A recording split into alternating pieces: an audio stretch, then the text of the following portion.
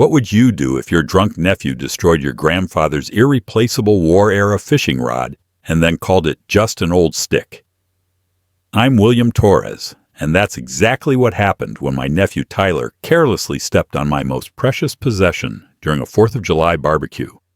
This wasn't just any fishing rod, it was a 1946 prototype bamboo fly rod, one of only 3 ever made using techniques my grandfather learned in post-war Japan.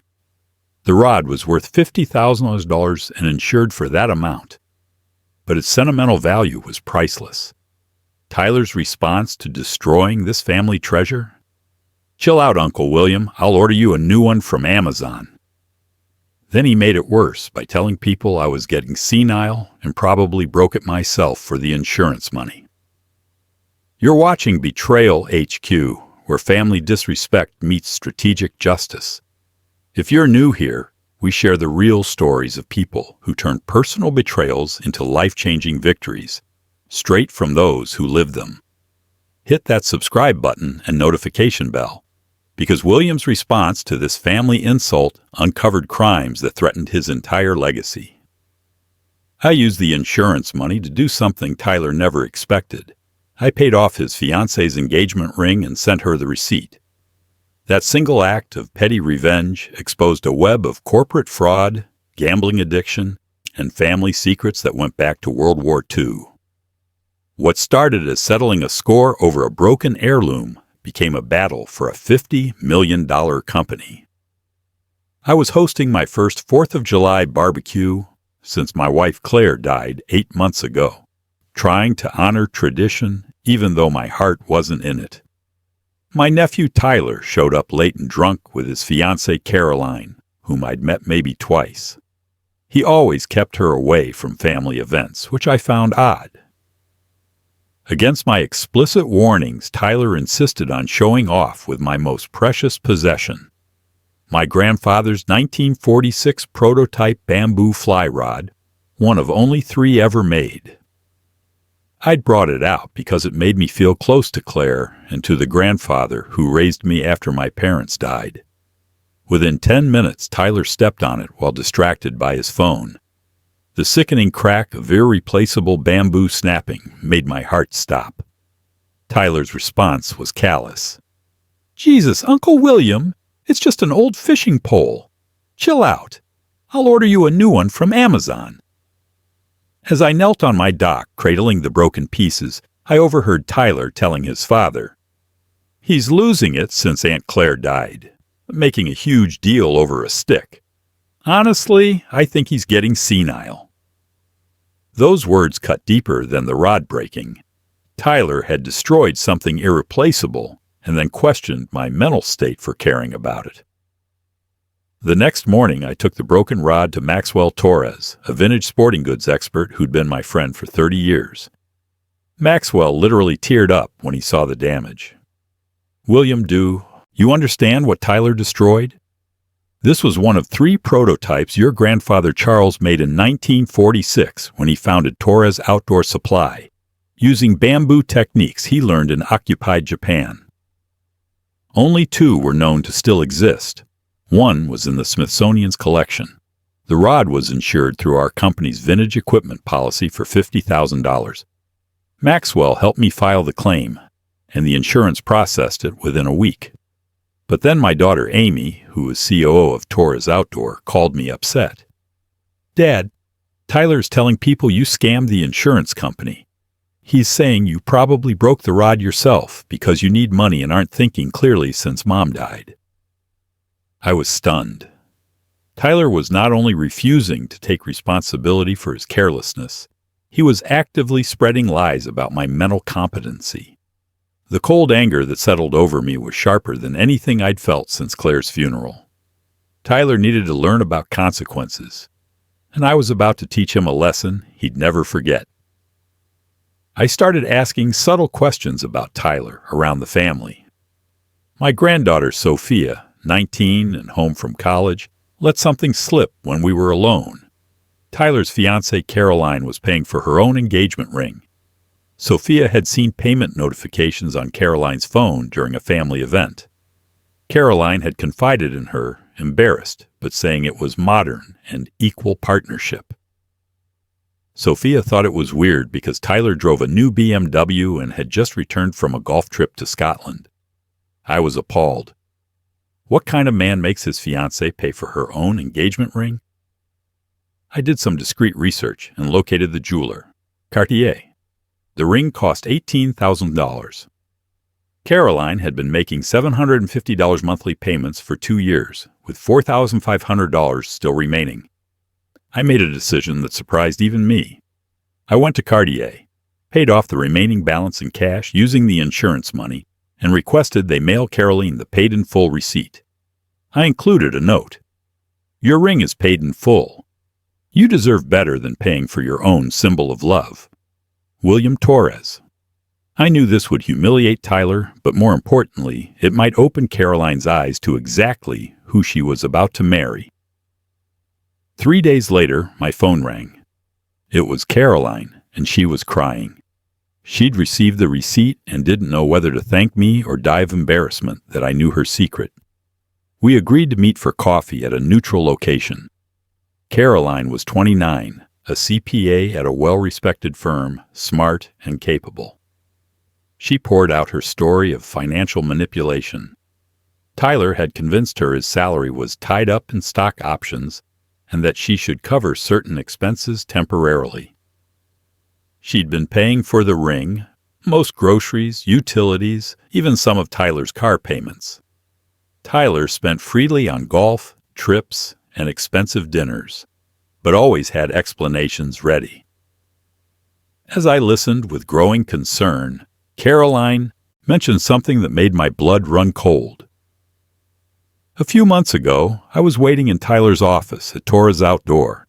I got bored and glanced at some sales reports on his desk.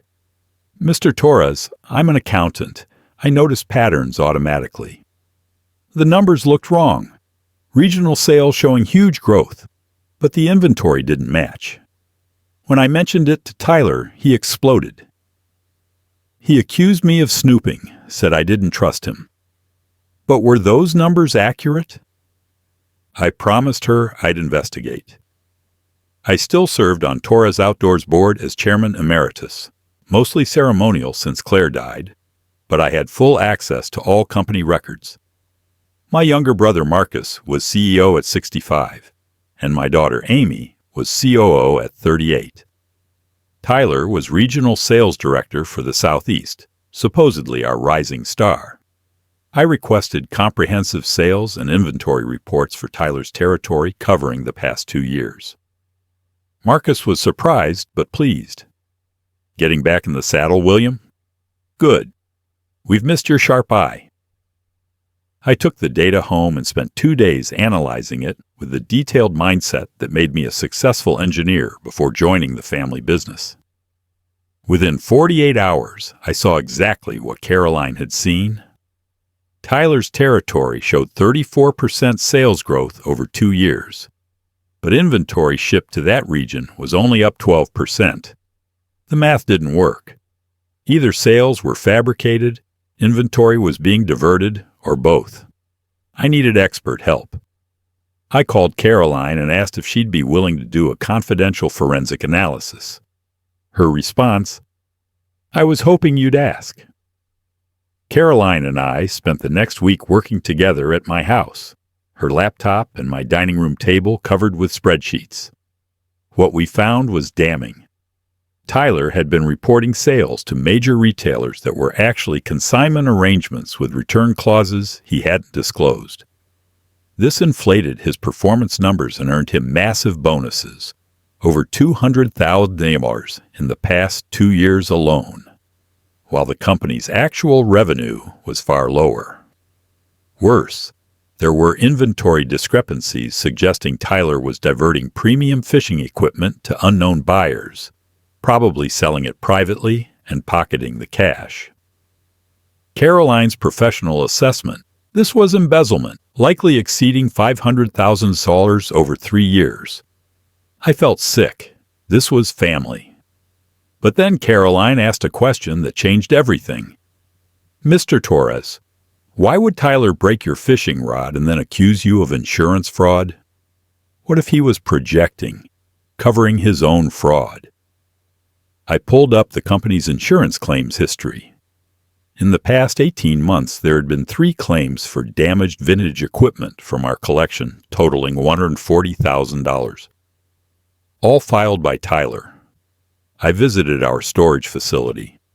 The supposedly damaged equipment was sitting there, pristine and untouched.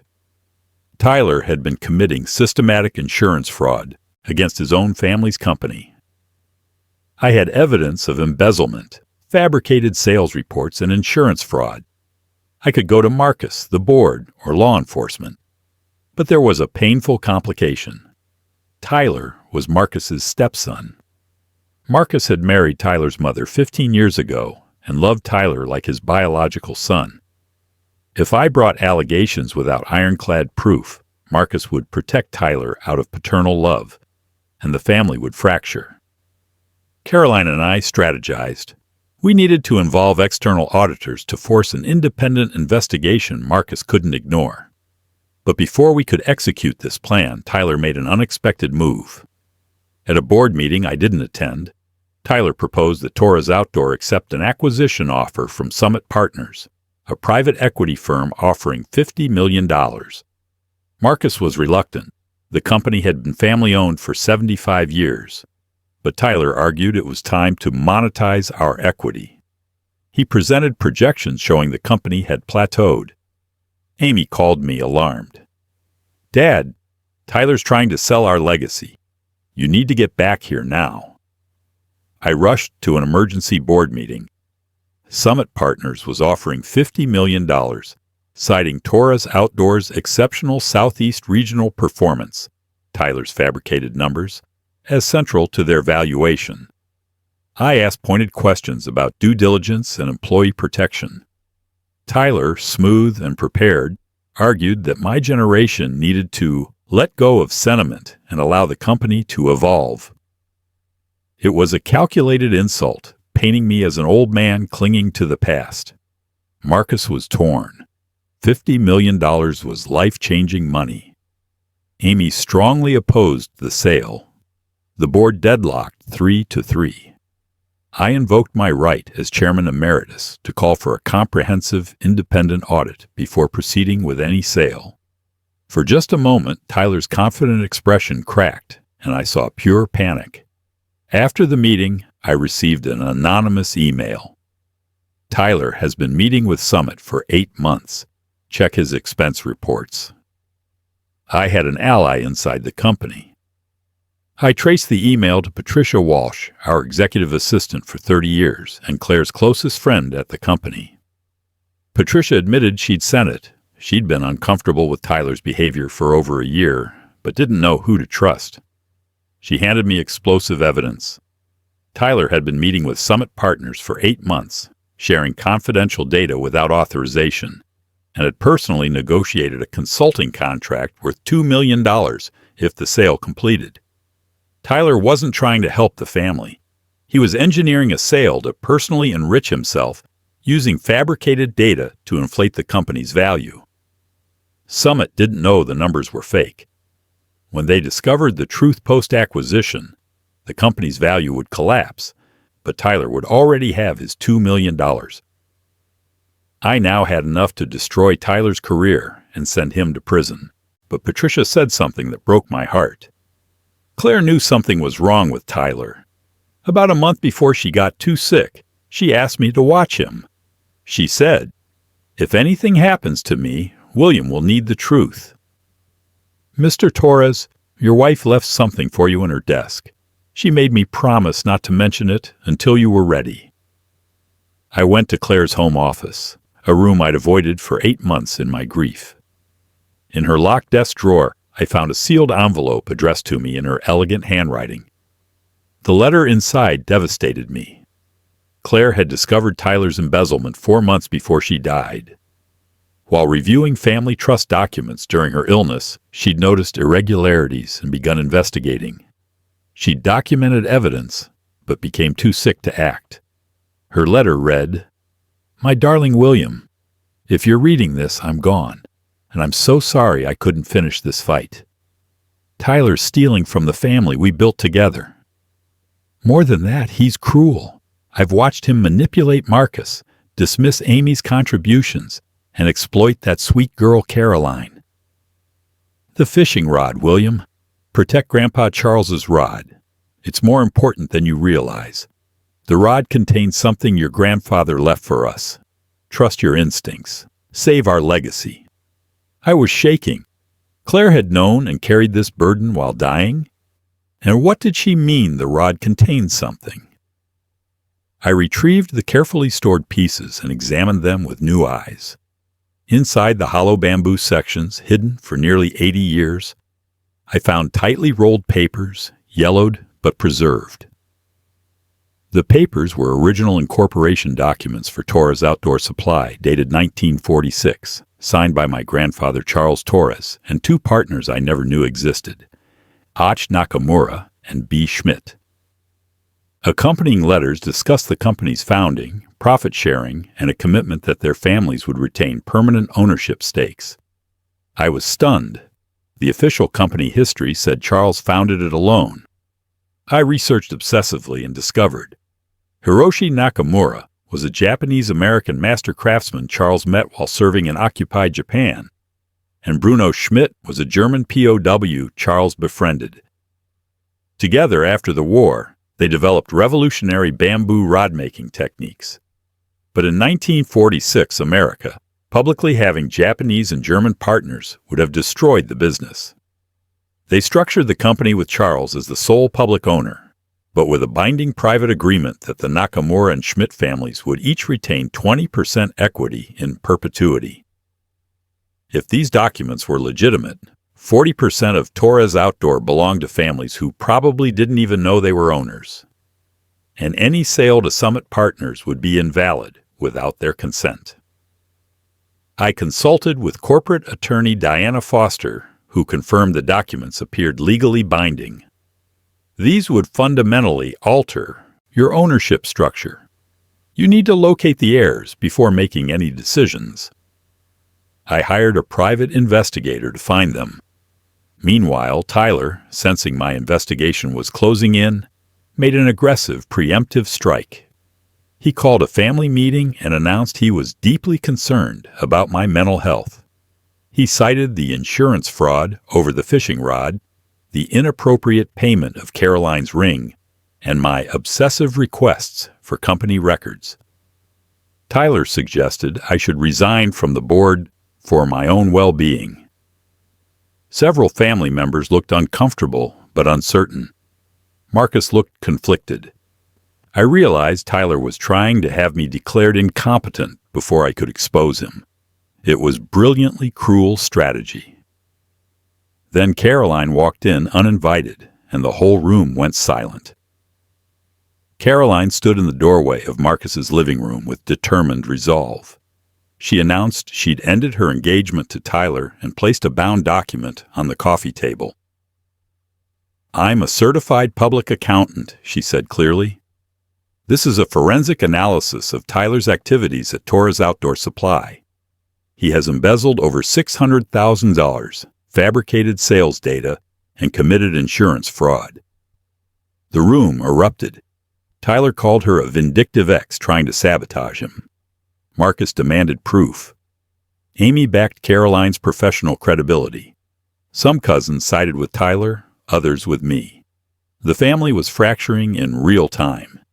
In the chaos, I stood up and announced quietly, "Before anyone votes on anything, you should know. The Torres family doesn't own this company outright. We have partners you've never heard of." I revealed the hidden documents and the story of Charles, Hiroshi, and Bruno. The room went completely silent. Tyler's face drained of color. If the ownership structure was different, his Summit sale was dead. And judging by his expression, Tyler had known about these documents all along. That's why he'd broken the fishing rod.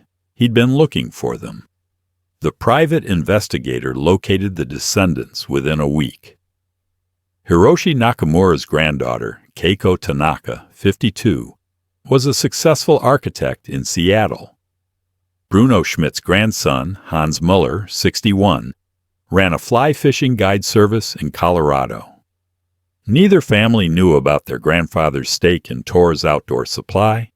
The secret had died with Hiroshi and Bruno decades ago. I traveled personally to meet them both, bringing the original documents. Keiko and Hans were shocked, moved, then pragmatic. What did this mean financially? Attorney Diana calculated that if they owned 40% of a company valued at $50 million, their combined stake was worth $20 million.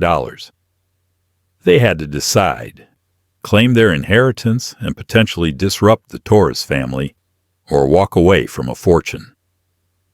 I made an offer that surprised everyone. Join us as true partners. Help me stop a fraudulent sale and rebuild this company the way our grandfathers intended. After careful consideration, both agreed. They wanted transparency and board seats, but they were willing to partner with us. Tyler's sale to Summit Partners was now impossible without Keiko and Hans's approval, and they refused to give it. With the sale blocked and his schemes crumbling, Tyler became dangerous. Marcus, torn between his stepson and his brother, fired Tyler from the company. Tyler threatened a wrongful termination lawsuit. Then Tyler launched a scorched earth campaign.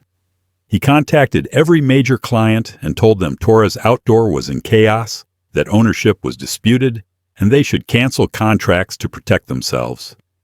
He leaked damaging stories to industry publications suggesting we were in financial distress. Our reputation took a severe hit. Sales plummeted 20% in 1 month. Summit Partners withdrew their acquisition offer, citing material adverse changes. Marcus, overwhelmed by stress, had a cardiac event and was hospitalized. Amy, suddenly thrust into crisis leadership, was drowning. I faced a defining choice: return to full-time leadership to save the company or accept retirement. Caroline, who'd become a trusted advisor, said something that changed my perspective. William, Claire's letter said to save your legacy. This is it. Not just the company, your family. Amy needs you. Sophia is watching how you respond. I accepted the position of acting CEO while Marcus recovered. I called an all-hands meeting with all 150 employees and told them the truth. The company had faced internal corruption. It had been exposed and removed, and we were rebuilding on integrity. I introduced Keiko and Hans as new partner owners and shared the remarkable story of their grandfather's contributions. The employees, initially anxious, were moved by the honesty and historical narrative. I personally called every client Tyler had contacted and guaranteed Torres Outdoors stability. My reputation and decades of relationships carried weight. Most clients agreed to stay. I promoted Caroline to Director of Financial Controls and Compliance. She accepted, bringing her expertise to prevent future fraud. The company stabilized, but Attorney Diana delivered troubling news. Tyler's wrongful termination lawsuit had technical merit because the firing was done hastily without proper HR procedures. Tyler could win millions. Instead of settling, I provided all our embezzlement evidence to federal prosecutors. If criminal charges were filed before the civil suit concluded, Tyler would lose all leverage. The U.S. Attorney's Office was very interested. The prosecutor revealed that Tyler had a severe gambling addiction. He'd lost over $1 million in casinos and online betting over 3 years. The addiction fueled the escalating theft. He needed ever larger amounts to chase losses. His new wife filed for divorce immediately upon learning about the gambling and crimes. Tyler wasn't a calculating mastermind. He was a desperate addict who destroyed his family to feed his disease. The prosecutor offered Tyler a plea deal: confess fully, cooperate completely, and receive 7 years instead of the potential 15 to 20 if he went to trial. In a jailhouse meeting I attended with Marcus, Tyler finally broke down. For the first time, he showed genuine remorse. "Uncle William, I destroyed the fishing rod because I was looking for the documents. I'd heard family stories about secrets in the rods, and I needed money desperately. I'm sorry for everything. I'm sick. I need help." I looked at this broken young man and made a decision that surprised everyone. I told Tyler I'd support his plea deal and even help fund treatment for his gambling addiction, but only if he confessed everything publicly to the family and apologized genuinely. Tyler agreed. I told Tyler I'd support his plea deal and help fund addiction treatment, but only with conditions. Confess everything publicly to the family, apologize genuinely, and testify against Summit partners in our civil case. At a difficult family meeting, Tyler confessed everything and apologized, particularly to Marcus, Amy, and Caroline.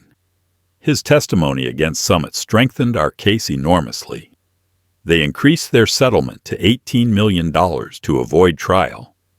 Tyler pleaded guilty and was sentenced to 7 years in federal prison with mandated addiction treatment. As he was led away, he looked at me and said, "Thank you for not giving up on me completely." I didn't respond, but I thought about Claire's letter and how she'd want me to balance justice with mercy. With the legal battles concluded and the company stabilized, I turned my attention to a new project that would honor Claire's memory and my grandfather's legacy. Using the $18 million settlement and the company's renewed stability, I proposed creating the Torres Nakamura Schmidt Heritage Museum. It would tell the true story of the 3 founders and their partnership across cultural divides in post-war America.